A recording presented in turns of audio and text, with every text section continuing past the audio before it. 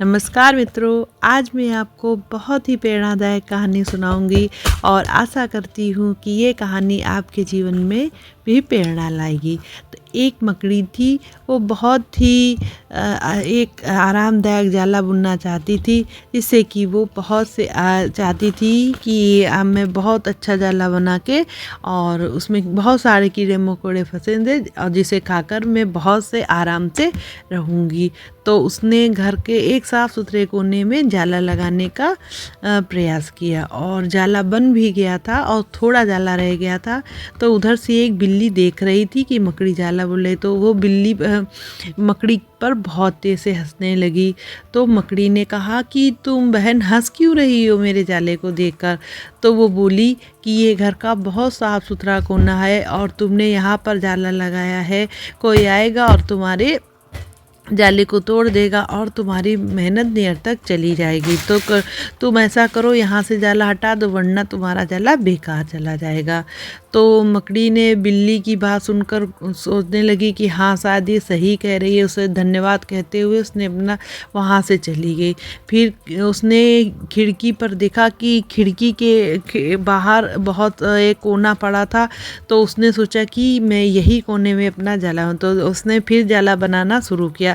जब उसका जाला फिर बनने को तैयार हो गया तो एक चिड़िया उधर से आई और उसने बोली कि बहन, तुम यहाँ क्यों जाला बना रही हो? हवा का झोंका आएगा और तुम्हारा जाला सही तुम उड़ जाओगी, बेकार में तुम इतनी मेहनत। उसको मकड़ी को चिड़िया की बात बिल्कुल सही लगी।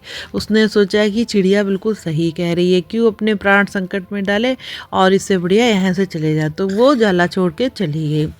तीसरी बार उसके दिमाग में विचार आया कि अब मैं क्या करूँ, कहाँ जाला बनाऊँ। तो उसने देखा कि एक लकड़ी की अलमारी पड़ी हुई थी, जो बहुत ही बहुत अच्छी थी, कोने में जगह थी।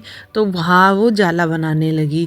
तो जब जाला बनाने लगी तो कॉकरोच आया और उसने कहा कि बहन, तुम यहाँ जाला क्यों बना रही हो? ये लकड़ी की अलमारी बहुत दिन से बेकार पड़ी हुई है और इसे तो लोग बेचने का भी प्रयास कर रहे हैं, इसे बेच देंगे और तुम बेकार में अपना जाला बर्बाद करोगी। तो कॉकरोच की बात मानकर वो वहाँ से चली गई। काफ़ी प्रयास करने के बाद जब जाला नहीं बन पाया तो उसमें बिल्कुल भी शरीर में शक्ति नहीं बची। बहुत थक हार कर बेचारी दुखी मन से बैठ गई कि ये बहुत दुखी हुई कि अब क्या किया जाए। तो उधर से एक चींटी आ रही थी और उसने चींटी ने पूछा, बहन तुम क्यों थे? तो उसने पूरी अपनी वृत्तांत बताया कि मेरे साथ क्या क्या हुआ। तो चींटी हंसी और बोली कि तुम बेकार दूसरों की बातों में आकर तुमने अपना समय व्यर्थ किया और तुम आज इस दशा में पहुंची हो। तुमने सबकी बातें मानकर तुम्हें ऐसा किया, जिसके कारण आज तुम थक हार गई हो। तो बेचारी मकड़ी बहुत दुखी हुई और उसने अपनी गलती स्वीकारी कि सही बात, मैंने सबकी बात मानकर बहुत गलत किया।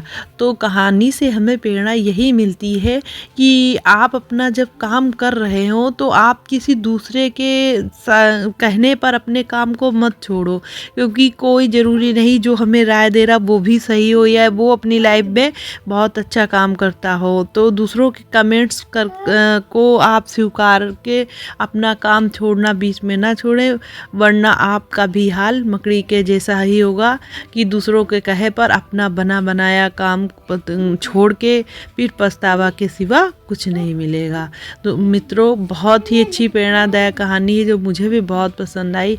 आशा करती हूँ कि आपको भी बहुत पसंद आई होगी। अगर अच्छी लगे तो लाइक से सब्सक्राइब करना ना भूलें। धन्यवाद। हरे कृष्णा।